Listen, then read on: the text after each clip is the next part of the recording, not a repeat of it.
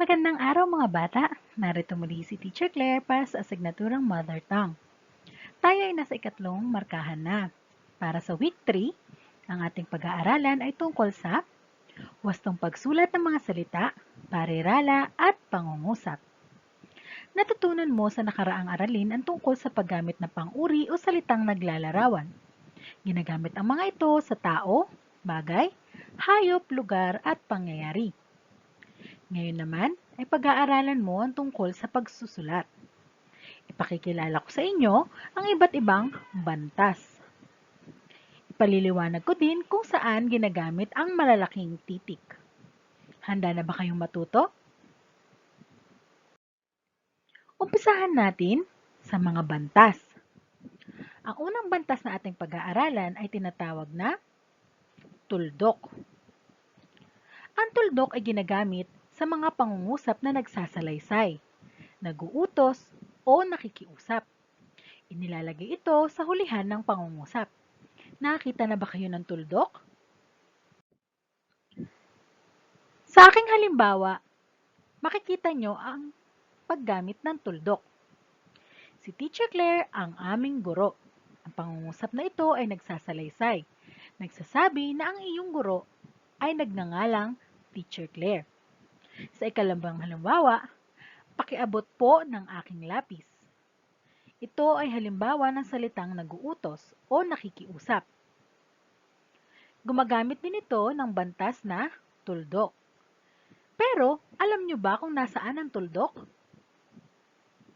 Magaling! Ayan ang itsura ng isang tuldok.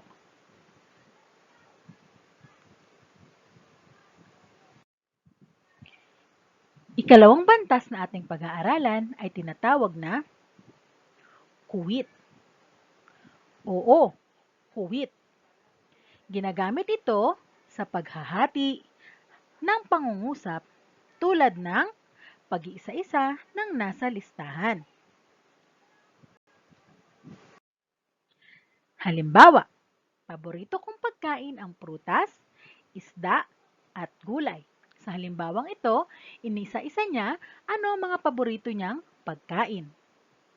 Ikaliwang halimbawa, ang mga kapatid ko ay sina Lisa, Den, at Hayden. Dito naman sa halimbawang ito, inisa-isa niya ang mga ngalan o pangalan ng kanyang kapatid. Pero, alam niyo ba kung nasa ang bahagi niyan ang kuwit? Magaling! Ayun! Sa halimbawang ito, inihiwalay ang salitang prutas sa salitang isda. Nagbibigay rin ito ng hinto o antala. Ang ikatlong bantas naman na ating pag-aaralan ay tinatawag na tandang padamdam. Ginagamit ito sa pangungusap na nagpapahayag ng matinding damdamin o masidhing emosyon. Narito ang halimbawa ni Teacher Claire. Para sa unang halimbawa, aray, napaso ako. Para naman sa ikalawang halimbawa, ang saya-saya ko. Matutukoy nyo ba anong bantas o anong itsura ng bantas na tandang padamdam? Narito. Ayan. Ang tandang padamdam ay mukhang letter I o titik I na nakabaliktad. Tandaan nyo yan. At ang huling bantas na ating pag-aaralan ngayong araw ay tinatawag na tandang pananong. Ang tandang pananong naman ay ginagamit sa pangungusap na nagtatanong o humihingi ng sagot. Para sa ikaapat na bantas na ating pag-aaralan, ito ay tinatawag na tandang pananong. Ginagamit ito sa pangungusap na nagtatanong o humihingi ng sagot. Para sa halimbawa ng tandang pananong, narito sa inyong screen ang mga halimbawa ni Teacher Claire. Unang halimbawa, saan ka pupunta? Kaliwang halimbawa, kumain ka na ba? Mapapansin nyo sa dulo ng pangungusap, ang mukhang hugis tenga na may tuldok sa ilalim. Ang tawag dito ay tandang pananong. Mga bata, huwag kayong malilito sa paggamit ng mga bantas, ha? Alin sa mga sumusunod ang nagpapakita ng bantas na tuldok? Mahusay. Ang unang bantas ay tinatawag na tuldok. Ulit, ginagamit ito sa pangungusap na nagsasalaysay, nag-uutos o nakikiusap. Alin naman sa mga sumusunod ang bantas na nagpapakita ng kuwit? Magaling. Ang ikaliwang halimbawa ay ang bantas na kuwit. Ginagamit ito sa paghahati-hati ng pangungusap tulad ng pag-iisa ng mga nasa listahan o kaya ng halimbawa. Alin naman ang tandang padamdam? Magaling. Ang ikatlong halimbawa ay ang tandang padamdam. Ito ay mukhang nakabaliktad na titik ay. Ang tandang padamdam ay saan nga ulit ginagamit? Ginagamit sa pangungusap na nagpapahayag ng masidhi o matinding damdamin. At ang panghuli ay ang tandang pananong. Ang tandang pananong naman ay ginagamit sa pangungusap na nagtatanong o humihingi ng sagot. Mahusay! Ngayon ay handa na kayo para sa gawain sa pagkatuto bilang isa. Piliin ang bantas na angkop sa bawat pangungusap. Isulat ito sa iyong sagutang papel. Gaya ng nakagawian, ang inyong sagutang papel ay dapat ganito ang itsura. MTB 1, Week 3, gawain sa pagkatuto bilang isa. Sa ilalim nito ay ang buong pangalan. Lagyan ng bilang 1 hanggang bilang 5. Sa pagsasagot, gusto ko isulat ng buo ang inyong sagot sa bawat bilang. Again, isulat ng buo ang inyong sagot sa bawat bilang. Ibig sabihin, kasama ang pangungusap sa inyong isusulat. Hindi lamang ang bantas. Para sa bilang 1, saan ka nakatira? Saan ka nakatira? Anong bantas ang dapat nating gamitin? Ito ba'y tuldok, kuwit, tandang padamdam, o tandang pananong? Para sa ikalawang bilang, binabasa ko ang aking module. Binabasa ko ang aking module. Anong bantas ang dapat nating gamitin? Ito ba'y tuldok, kuwit, tandang padamdam, o tandang pananong? Pangatlo, mabait si Ernesto. Mabait si Ernesto. Anong bantas ang dapat nating gamitin sa pangungusap na mabait si Ernesto? Ito ba'y tuldok, kuwit, tandang padamdam, o tandang pananong?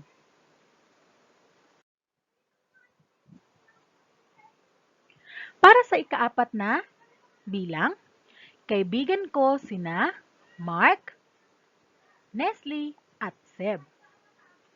Kaibigan ko sina Mark, Nestle, at Seb. Anong bantas ang dapat natin gamitin sa patlang?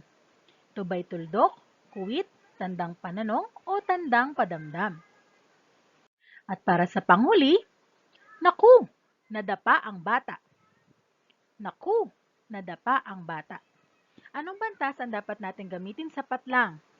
Ito ba ay tuldok, kuwit, tandang padamdam, o tandang pananong?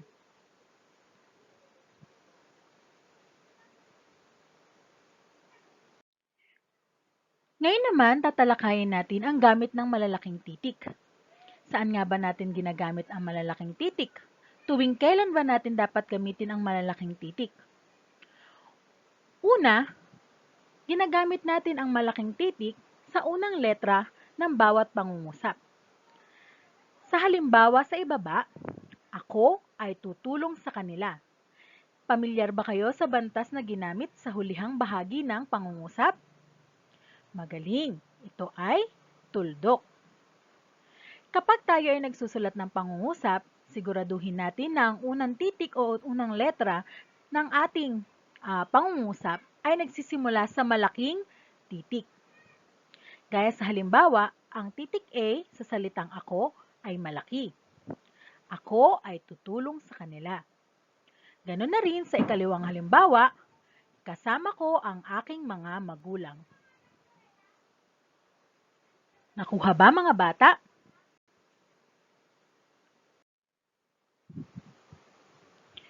Pangalawa, ginagamit natin ang malaking titik sa pangalang pantangi o tiyak na ngalan.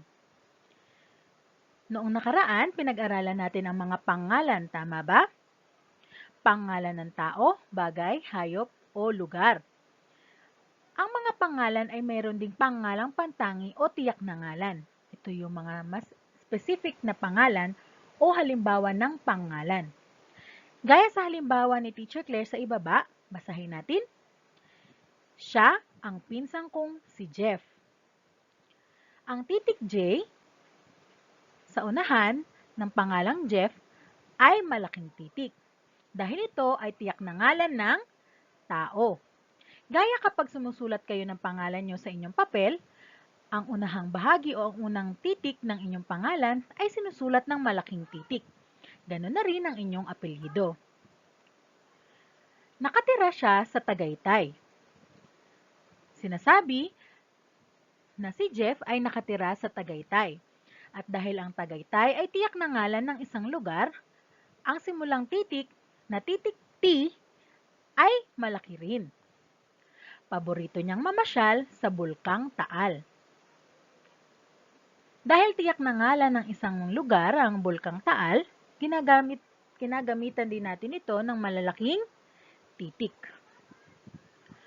Para sa ikatlo, gumagamit tayo ng malaking titik kung nagsusulat o bumabanggit tayo ng ngalan ng araw, buwan at okasyon. Halimbawa, aalis sila sa Sabado. Malaking titik S ang ginamit sa pagsusulat ng letter S o titik S sa salitang Sabado. Dahil ito ay isang ngalan ng araw. Ganun na rin kapag sinusulat natin ang araw ng Linggo, Lunes, Martes, Miyerkules, Huwebes, Biyernes, at Sabado. Sa susunod na halimbawa, ipinanganak ako noong Mayo 1, 2014. Ang may salungguhit ay ang titik M. Nakasulat ito sa malaking titik. Bakit kaya? Ano bang mayroon sa salitang Mayo? Mahusay! Ang Mayo ay ngalan ng buwan.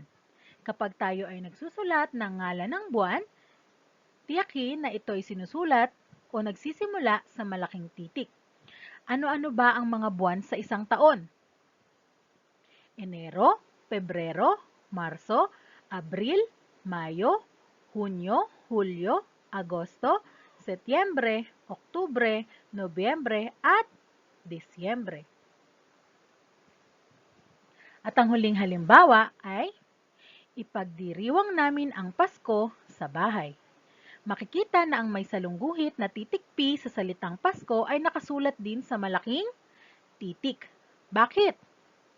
Dahil ito ay ngalan ng okasyon. May alam pa ba kayong ibang okasyon na sinusulat sa malaking titik ang simulang letra? Bagong taon? Araw ng Kalayaan? Araw ng mga patay? At marami pang iba. Ngayon, sigurado ako na handa na kayo sa gawain sa pagkatuto bilang dalawa. Para sa gawain sa pagkatuto bilang dalawa, narito ang panuto. Piliin ang salitang wasto ang pagkakasulat upang mabuo ang pangungusap. Isulat ang sagot sa iyong kwaderno. Gaya ng ginawa ninyo noong nakaraang gawain sa pagkatuto, isusulat nyo rin ng buo ang pangungusap. Siyempre, kapag isinulat nyo ang pangungusap, ito ay nasa ayos o wastong paraan na. Ang inyong papel ay dapat ganitong itsura. MTB1 Week 3, gawain sa pagkatuto bilang dalawa. Sa ilalim nito ang inyong buong pangalan at ang bilang 1 hanggang bilang 5. Para sa bilang 1, ako ay mananatili lamang sa loob ng bahay habang may pandemya. Alin sa dalawang salita na nasa loob ng panaklong Ang wastong gamitin sa pangungusap. Ako ay mananatili lamang sa loob ng bahay habang may pandemya. Number 2, si David ay masayang kumain o kumakain. Si David ay masayang kumakain. Ikatlo, kami ay nagpunta sa Luneta Park. Kami ay nagpunta sa Luneta Park. Alin sa dalawang salita ang angkop na gamitin sa pangungusap? Ikaapat, sa Sabado, kami ay mamamasyal. Sa Sabado, kami ay mamamasyal. Alin sa mga sumusunod na salita sa loob ng panaklong ang wastong gamitin sa pangungusap na sa Sabado, kami ay mamamasyal. At para sa panglima, ang paborito kong gulay ay kalabasa. Ang paborito kong gulay ay kalabasa. Alin sa salita na nasa loob ng panaklong ang wastong gamitin? Mahusay. Ang gawain bilang isa at gawain sa pagkatuto bilang dalawa ang inyong magiging gabay para sa gawain sa pagkatuto bilang tatlo. Handa na ba kayong malaman kung ano ang inyong gagawin para sa gawain sa pagkatuto bilang tatlo? Sa iyong sagutang papel, sumulat ng maikling talata tungkol sa iyong ina na gumagamit ng mga pinag-aralang bantas at gamit ng malalaking titik. Dahil nalalapit na ang araw ng mga ina, gagawa tayo ng isang talata na gumagamit sa mga napag-aralan nating bantas. Ano nga ulit yung 4 na napag-aralan nating bantas? Mayroon tayong tuldok, kuwit, tandang padamdam, at tandang pananong. Dapat din na sumusunod tayo sa gamit ng malalaking titik. Ginagamit ito sa unang letra ng bawat pangungusap, sa mga pangalang pantangi o tiyak na ngalan, at sa mga ngalan ng araw, buwan, at okasyon. Isusulat ninyo ang inyong sagot sa inyong papel na may nakasulat na MTB1, Week 3, gawain sa pagkatuto bilang tatlo. Sa ilalim nito ang inyong buong pangalan at sa ilalim nito ang inyong pamagat, ang aking ina. Nagustuhan nyo ba ang ating aralin ngayong araw? Ano ang paborito mong bahagi sa ating aralin? Ano ang natutunan mo? Nais malaman ni Teacher Claire? Anong natutunan mo sa ating aralin ngayong araw? I-comment nyo na sa ibaba. Babasahin ni Teacher isa-isa at pupusuan.